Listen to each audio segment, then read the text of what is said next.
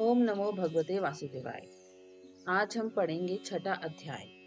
अब तक हम 5 अध्याय पढ़ चुके हैं। जैसा कि आप सब जानते हैं कि भागवत गीता में भी श्री कृष्ण जी ने कहा है, कर्म कर, फल की चिंता मत कर। उसी प्रकार आप और मैं, हम सभी इस भागवत के रस में डूब जाएं, ताकि एक दिन हमें मोक्ष की प्राप्ति अवश्य हो। तो चलिए अब शुरू करते हैं छठा अध्याय। छठा अध्याय है सप्ताह यज्ञ की विधि। श्री सनकादि कहते हैं, नारद जी, अब हम आपको सप्ताह श्रवण की विधि बताते हैं। यह विधि प्राय लोगों की सहायता और धन से साध्य कही गई है। पहले तो यत्न पूर्वक ज्योतिषी को बुलाकर मुहूर्त पूछना चाहिए तथा विवाह के लिए जिस प्रकार धन का प्रबंध किया जाता है, उस प्रकार ही धन की व्यवस्था इसके लिए करनी चाहिए तथा आरंभ करने में भाद्रपद, आश्विन, कार्तिक, मार्गशीर्ष, आषाढ़ और श्रावण, ये 6 महीने श्रोताओं के लिए मोक्ष की प्राप्ति के कारण हैं। देवऋषि, इन महीनों में भी भद्रा, व्यतिपात आदि कुयोगों को सर्वथा त्याग देना चाहिए तथा दूसरे लोग जो उत्साही हों, उन्हें अपना सहायक बना लेना चाहिए। फिर प्रयत्न करके देश देशांतरों में यह संवाद भेजना चाहिए कि यहाँ कथा होगी, सब लोगों को सपरिवार पधारना चाहिए। स्त्री और शूद्रादि भगवत कथा एवं संकीर्तन से दूर पड़ गए हैं, उनको भी सूचना हो जाए, ऐसा प्रबंध करना चाहिए। देश देश में जो विरक्त वैष्णव और हरि कीर्तन के प्रेमी हों, उनके पास निमंत्रण पत्र अवश्य भेजें। उसे लिखने की विधि इस प्रकार बताई गई है। महानुभावों, ये 7 दिन तक सप्त पुरुषों का बड़ा दुर्लभ समागम रहेगा और अपूर्व रसमयी श्री मद्भागवत की कथा होगी। आप लोग भगवत रस के रसिक हैं, अतः श्री भागवतामृत का पान करने के लिए प्रेम पूर्वक शीघ्र ही पधारने की कृपा करें। यदि आपको विशेष अवकाश ना हो तो भी एक दिन के लिए तो अवश्य ही कृपा करनी चाहिए, क्योंकि यहाँ का तो एक क्षण भी अत्यंत दुर्लभ है। इस प्रकार विनय पूर्वक उन्हें निमंत्रण करें और जो लोग आए उनके लिए यथोचित निवास स्थान का प्रबंध करें। कथा का श्रवण किसी तीर्थ में, वन में अथवा अपने घर पर भी अच्छा माना गया है। जहाँ लंबा चौड़ा मैदान हो, वहीं कथा स्थल रखना चाहिए। भूमि का शोधन, मार्जन और लेपन करके रंग बिरंगी धातुओं से पूरे घर की सारी सामग्री उठाकर एक कोने में रख दे। 5 दिन पहले से ही यत्न पूर्वक बहुत से बिछोने के वस्त्र एकत्र कर ले तथा केले के खंभों से सुशोभित एक ऊंचा मंडप तैयार कराए। उसे सब और फल, पुष्प, पत्र और चंदोवे से अलंकृत करे तथा चारों ओर झंडियां लगाकर तरह तरह के सामानों से सजा दे। उस मंडप पे कुछ ऊंचाई पर 7 विशाल लोगों की कल्पना करें और उनमें विरक्त ब्राह्मणों को बुला बुला कर बिठाएं। आगे की ओर उनके लिए वहां यथोचित आसन तैयार रखें। इनके पीछे वक्ता के लिए भी एक दिव्य सिंहासन का प्रबंध करें। यदि वक्ता का मुख उत्तर की ओर रहे तो श्रोता पूर्वाभिमुख होकर बैठे, और यदि वक्ता पूर्वाभिमुख रहे तो श्रोता को उत्तर की ओर मुख करके बैठना चाहिए, अथवा वक्ता और श्रोताओं को पूर्व मुख होकर बैठना चाहिए। देश काल आदि को जानने वाले महानुभावों में श्रोताओं के लिए ऐसा ही नियम बताया है, जो वेद शास्त्र की स्पष्ट व्याख्या करने में समर्थ हो, तरह तरह के दृष्टांत दे सकता हो तथा विवेक की ओर अत्यंत निस्पृह हो। ऐसे विरक्त और विष्णु भक्त ब्राह्मण को वक्ता बनाना चाहिए। श्रीमद् भागवत के प्रवचन में ऐसे लोगों को नियुक्त नहीं करना चाहिए जो पंडित होने पर भी अनेक धर्मों के चक्कर में पड़े हुए स्त्री, लंपट एवं पाखंड के प्रचारक हों। वक्ता के पास ही उसकी सहायता के लिए एक वैसा ही विद्वान और स्थापित करना चाहिए, वह भी सब प्रकार के संशयों की निवृत्ति करने में समर्थ और लोगों को समझाने में कुशल हो। कथा प्रारंभ के दिन से ही एक दिन पूर्व व्रत ग्रहण करने के लिए वक्ता को शौर करा लेना चाहिए तथा अरुणोदय के समय शौच से निवृत्त होकर अच्छी तरह स्नान करे और संध्यादि अपने नित्य कर्मों को संक्षेप में समाप्त करके कथा के विघ्नों की निवृत्ति के लिए गणेश जी का पूजन करे। तदंतर पितृगण का तर्पण कर पूर्व पापों की शुद्धि के लिए प्रायश्चित करे और एक मंडल बनाकर उसमें श्री हरि को स्थापित करे। फिर भगवान श्री कृष्ण को लक्ष्य करके मंत्रोच्चारण पूर्वक क्रमश षोडशोपचार विधि से पूजन करे और उसके पश्चात पद्म शिग्ना तथा नमस्कारादि कर इस प्रकार स्तुति करे। करुणा निधान, मैं संसार सागर में डूबा हुआ और बड़ा दीन हूँ। कर्मों के मोह रूपी ग्रह ने मुझे पकड़ रखा है। आप इस संसार सागर से मेरा उद्धार कीजिए। इसके पश्चात धूप दीप आदि सामग्रियों से श्रीमद् भागवत की भी बड़े उत्साह और प्रीति पूर्वक विधि विधान से पूजा करें। फिर पुस्तक के आगे नारियल रखकर नमस्कार करें और प्रसन्नचित से इस प्रकार स्तुति करें। श्रीमद् भागवत के रूप में आप साक्षात श्री कृष्णचंद्र ही विराजमान हैं। नाथ, मैंने भवसागर से छुटकारा पाने के लिए आपकी शरण ली है। मेरा ये मनोरथ आप बिना किसी विघ्न बाधा के सांडोपांग पूरा करें। केशव, मैं आपका दास हूँ। इस प्रकार दीन वचन सुनकर फिर वक्ता का पूजन करें, उसे सुंदर वस्त्राभूषणों से विभूषित करें और फिर पूजा के पश्चात उसकी इस प्रकार स्तुति करें। सुख स्वरूप भगवान, आप समझाने की कला में कुशल और सब शास्त्रों में पारंगत हैं। कृपा इस कथा को प्रकाशित करके मेरा अज्ञान दूर करें। फिर अपने पूर्वक उसके सामने नियम ग्रहण करें और 7 दिनों तक यथाशक्ति उसका पालन करें। कथा में विघ्न ना हो इसके लिए 5 ब्राह्मणों को और वरण करें। वह द्वादशाक्षर मंत्र द्वारा भगवान के नामों का जाप करें। फिर ब्राह्मण अन्य विष्णु भक्त एवं कीर्तन करने वालों को नमस्कार करके उनकी पूजा करें और उनकी आज्ञा पाकर स्वयं भी आसन पर बैठ जाएं। जो पुरुष लोक संपत्ति, धन, घर और पुत्र आदि की चिंता छोड़कर शुद्ध चित्त से केवल कथा में ही ध्यान रखता है, उसे इसके श्रवण का उत्तम फल मिलता है। बुद्धिमान वक्ता को चाहिए कि सूर्योदय से कथा आरंभ करके 3:30 पहर तक मध्यम स्वर से अच्छी तरह कथा बांचे। दोपहर के समय 2 घड़ी तक कथा बंद रखें। उस समय कथा के प्रसंग के अनुसार वैष्णवों को भगवान के गुणों का कीर्तन करना चाहिए, व्यर्थ बातें नहीं करनी चाहिए। कथा के समय मल मूत्र के वेग को काबू में रखने के लिए अल्पाहार सुखकारी होता है, इसलिए श्रोता केवल एक ही समय अविश्रांत भोजन करे। यदि शक्ति हो तो 7 दिन निराहार रहकर कथा सुने तथा केवल घी या दूध पीकर सुख पूर्वक श्रवण करें अथवा फलाहार या एक समय ही भोजन करें। जिससे जैसा नियम सुभीते से सध सके उसी को कथा श्रवण के लिए ग्रहण करें।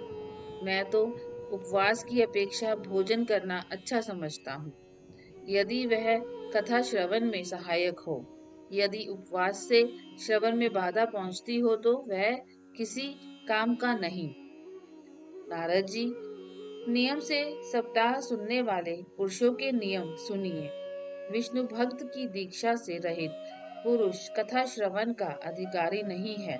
जो पुरुष नियम से कथा सुने, उसे ब्रह्मचर्य से रहना, भूमि पर सोना और नित्य प्रति कथा समाप्त होने पर पत्तल में भोजन करना चाहिए। दाल, मधु, तेल, गरिष्ठ अन्न, भाव दूषित पदार्थ और बासी अन्न, इनका उसे सर्वदा ही त्याग करना चाहिए। काम, क्रोध, मद, मान, मत्सर, लोभ, दंभ, मोह और द्वेष को तो अपने पास भी नहीं फटकने देना चाहिए। वह वेद, वैष्णव, ब्राह्मण, गुरु, गो सेवक तथा स्त्री, राजा और महापुरुषों की निंदा से भी बचे।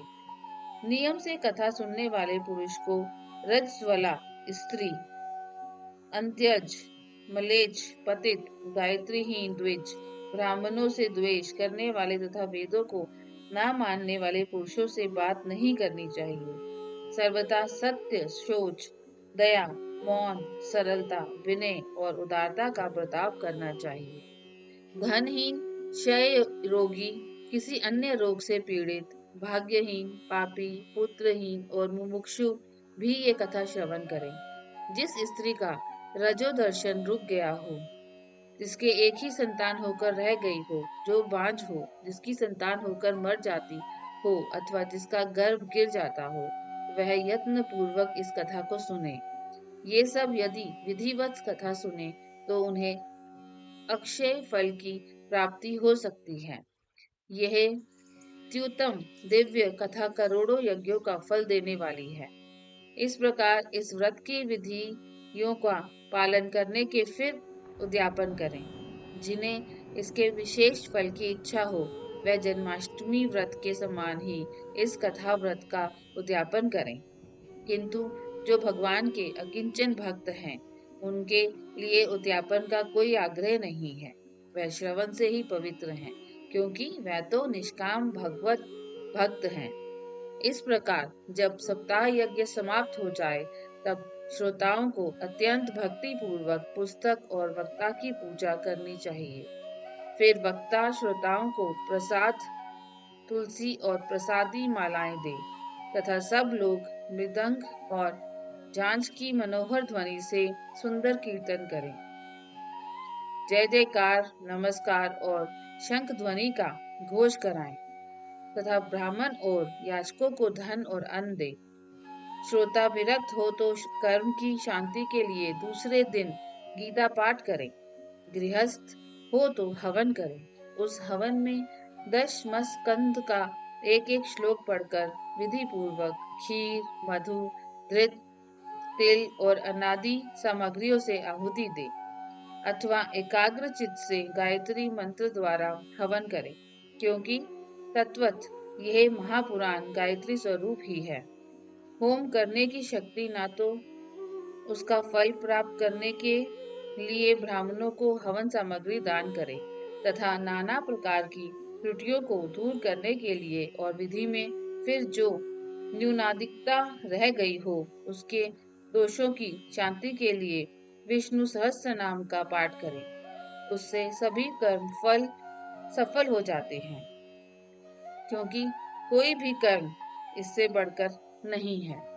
फिर 12 ब्राह्मणों को खीर और मधु आदि उत्तम उत्तम पदार्थ खिलाए तथा व्रत की पूर्ति के लिए गौ और सुवर्ण का दान करे। सामर्थ हो तो लीन तोले सोना एक सिंहासन बनवाएं। उस पर सुंदर अक्षरों में लिखी हुई श्रीमद् भागवत की पोथी रखकर उसकी आवाहन आदि विविध उपचारों से पूजा करें और फिर जितेंद्रिय आचार्यों को उसका वस्त्र, आभूषण एवं गंधादि से पूजन कर दक्षिणा के सहित समर्पण करें। यों करने से वह बुद्धिमान दाता जन्म मरण के बंधनों से मुक्त हो जाता है। यह सप्ताह परायण की विधि सब पापों की निवृत्ति करने वाली है। इसका इस प्रकार ठीक ठीक पालन करने से यह मंगलमय भागवत पुराण अभीष्ट फल प्रदान करता है तथा अर्थ, धर्म, काम और मोक्ष चारों की प्राप्ति का साधन हो जाता है। इसमें संदेह नहीं। सनकादि कहते हैं, नारद जी, इस प्रकार तुम्हें यह सप्ताह श्रवण की विधि हमने पूरी पूरी सुना दी। आप और क्या सुनना चाहते हो? इस श्रीमद् भागवत से भोग और मोक्ष दोनों की ही साथ लग जाते हैं। सूत जी कहते हैं, शौनक जी, यूं कहकर महामुनि सनकादि ने एक सप्ताह तक विधि पूर्वक इस सर्व पाप नाशिनी, परम पवित्र तथा भोग और मोक्ष प्रदान करने वाली भागवत कथा का प्रवचन लिया। सब प्राणियों ने नियम पूर्वक इसे श्रवण किया। इसके पश्चात उन्होंने विधि पूर्वक भगवान पुरुषोत्तम की स्तुति की। कथा के अंत में ज्ञान, वैराग्य और भक्ति को बड़ी पुष्टि मिली और वे तीनों एकदम तरुण होकर सब जीवों का चित्त अपनी ओर आकर्षित करने लगे। अपना मनोरथ पूरा होने से नारद जी को भी बड़ी प्रसन्नता हुई। उनके सारे शरीर में रोमांच हो आया और वह परमानंद से पूर्ण हो गए। इस प्रकार कथा श्रवण कर भगवान के प्यारे नारद जी हाथ जोड़कर प्रेम गदगद वाणी से सनकादि से कहने लगे। नारद जी ने कहा, मैं धन्य हूँ, आप लोगों ने करुणा करके मुझे बड़ा ही अनुग्रहित किया है। आज मुझे सर्व पापहारी भगवान श्री हरि की प्राप्ति हो गई। तपोधनो, मैं श्रीमद् भागवत श्रवण को ही सब धर्मों से श्रेष्ठ मानता हूँ, क्योंकि इसके श्रवण से वैकुंठ बिहारी श्री कृष्ण की प्राप्ति होती है।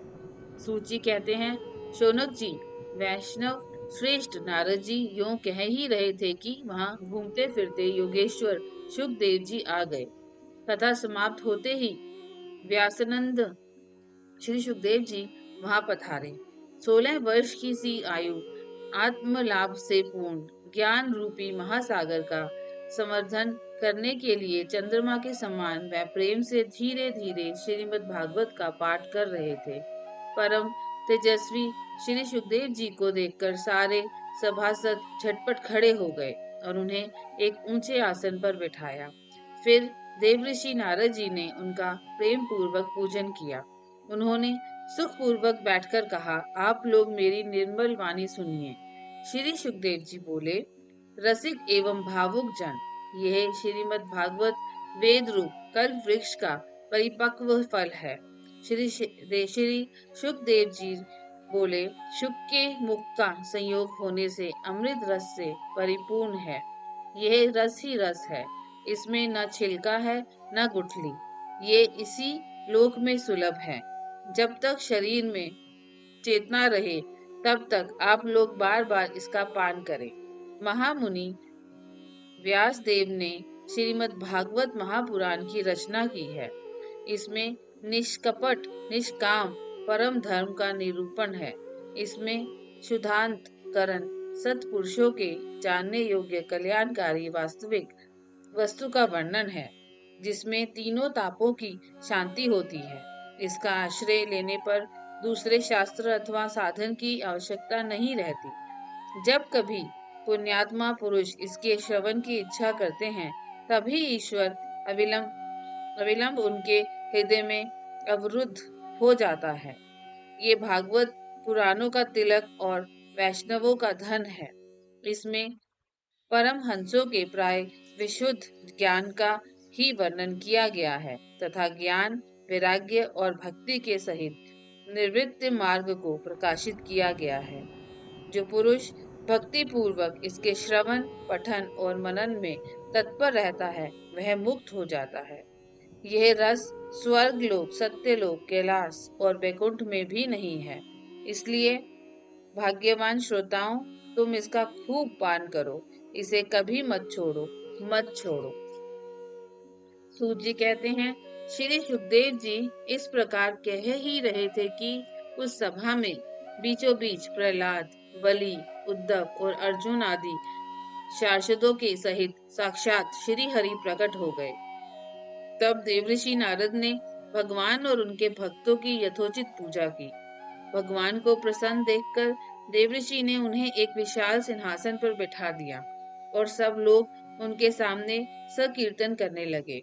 उस कीर्तन को देखने के लिए श्री पार्वती जी के सहित महादेव जी और ब्रह्मा जी भी आए। कीर्तन आरंभ हुआ। प्रहलाद जी, जो चंचल गति होने के कारण करताल बजाने लगे। उद्धव जी ने झांझे उठा लिए। देवऋषि नारद वीणा की ध्वनि करने लगे। स्वर विज्ञान में कुशल होने के कारण अर्जुन राग अलापने लगे। इंद्र ने मृदंग बजाना आरंभ किया। सनकादि बीच बीच में जय घोष करने लगे और इन सब के आगे सुखदेव जी तरह तरह की सरस अंग भंगी करके भाव बताने लगे। इन सबके बीच में परम तेजस्वी भक्ति ज्ञान और वैराग्य नटों के समान नाचने लगे। ऐसा अलौकिक कीर्तन देखकर भगवान प्रसन्न हो गए और इस प्रकार कहने लगे, मैं तुम्हारी इस कथा और कीर्तन से बहुत प्रसन्न हूँ। तुम्हारे भक्ति भाव ने इस समय मुझे अपने वश में कर लिया है। अतः तुम लोग मुझसे वर मांगो। भगवान के ये वचन सुनकर सब लोग बड़े प्रसन्न हुए और प्रेमाद्र चित्त से भगवान से कहने लगे, भगवान, हमारी ये अभिलाषा है कि भविष्य में भी जहाँ कहीं सप्ताह कथा हो, वहाँ आप इस पार्षदों के सहित अवश्य पधारे। हमारा ये मनोरथ पूर्ण कर दीजिए। भगवान तथास्तु कहकर अंतर्ध्यान हो गए। इसके पश्चात नारद जी ने भगवान और उनके शाश्वतों के चरणों को लक्ष्य करके प्रणाम किया और फिर सुखदेव जी आदि तपस्वियों को भी नमस्कार किया। कथामृत का पान करने से सब लोगों को बड़ा ही आनंद हुआ। उनका सारा मोह नष्ट हो गया। फिर वह सब लोग अपने अपने स्थानों को चले गए। उस समय सुखदेव जी ने भक्ति को उसके पुत्रों सहित अपने शास्त्र में स्थापित कर दिया। इसी से भागवत का सेवन करने से श्री हरि वैष्णवों के हृदय में आज विराजते हैं। जो लोग दरिद्रता के दुख ज्वर की ज्वाला से दग्ध हो रहे हैं, जिन्हें माया पिशाचिनी ने रोन डाला है तथा जो संसार समुद्र में डूब रहे हैं, उनका कल्याण करने के लिए श्रीमद् भागवत सिंहनाद कर रहा है। शौनक जी कहते हैं, सूत जी, सुखदेव जी ने राजा परीक्षित को, गोकर्ण ने धुंधुकारी को और सनकादि ने नारद जी को किस किस समय ये ग्रंथ सुनाया था, मेरा ये संयश दूर कीजिए। सूत जी ने कहा, भगवान श्री कृष्ण के स्वधाम गमन के बाद कलयुग के 30 वर्ष से कुछ अधिक बीत जाने पर भाद्रपद मास की शुक्ला नवमी को सुखदेव जी ने कथा आरंभ की थी। राजा परीक्षित के कथा सुनने के बाद कलयुग के 200 वर्ष बीत जाने पर आषाढ़ मास की शुक्ला नवमी को गोकर्ण जी ने ये कथा सुनाई थी। इसके पीछे कलयुग के 30 वर्ष और निकल जाने पर कार्तिक शुक्ला नवमी से सनकादि ने कथा आरंभ की थी। निष्पाप शौनक जी, आपने जो कुछ पूछा था उसका उत्तर मैंने आपको दे दिया। इस कलयुग में भागवत की कथा भव रोग की रामबाण औषध है। संतजन, आप लोग आदर पूर्वक इस कथामृत का पान कीजिए। ये श्री कृष्ण को अत्यंत प्रिय, संपूर्ण पापों का नाश करने वाला, मुक्ति एकमात्र कारण और भक्ति को बढ़ाने वाला है। लोक में अन्य कल्याणकारी साधनों का विचार करने और तीर्थों का सेवन करने से क्या होगा। अपने दूध को हाथ में पाश लिए देखकर यमराज उसके कान में कहने लगे, देखो तो, जो भगवान की कथा वार्ता में मत हो रहे हों, उनसे दूर रहना। मैं औरों को ही दंड देने की शक्ति रखता हूँ, वैष्णवों को नहीं। इस असार संसार में विश्व रूप विश्व की आसक्ति के कारण व्याकुल बुद्धि वाले पुरुषों अपने कल्याण के उद्देश्य से आधे क्षण के लिए भी इस सुख कथा रूप अनुपम सुधा का पान करो। प्यारे भाइयों, निंदित कथाओं से युक्त कुप्त में व्यर्थ ही क्यों भटक रहे हो। इस कथा के कान में प्रवेश करते ही मुक्ति हो जाती है। इस बात के साक्षी राजा परीक्षित हैं। श्री सुखदेव जी ने प्रेम रस के प्रवाह में स्थित होकर इस कथा को कहा था। इसका जिसके कंठ से संबंध हो जाता है, वह वैकुंठ का स्वामी बन जाता है। शौनक जी, मैंने अनेक शास्त्रों को देखकर आपको यह परम गोप्य रहस्य अभी अभी सुनाया है। सब शास्त्रों के सिद्धांतों का यही निचोड़ है। संसार में इस सुख शास्त्र से अधिक पवित्र और कोई वस्तु नहीं है। अतः आप लोग परमानंद की प्राप्ति के लिए इस द्वादश स्कंद रूप रस का पान करें। जो पुरुष नियम पूर्वक इस कथा का भक्ति भाव से श्रवण करता है और जो शुद्धांतकरण भक्त वक्तों के सामने इसे सुनता है, वह दोनों ही विधि का पूरा पूरा पालन करने के कारण इसका यथार्थ फल पाते हैं। उनके लिए त्रिलोकी में कुछ भी असाध्य नहीं रह जाता। श्रीमद् भागवत महात्म्य समाप्त। ओम नमो भगवते वासुदेवाय।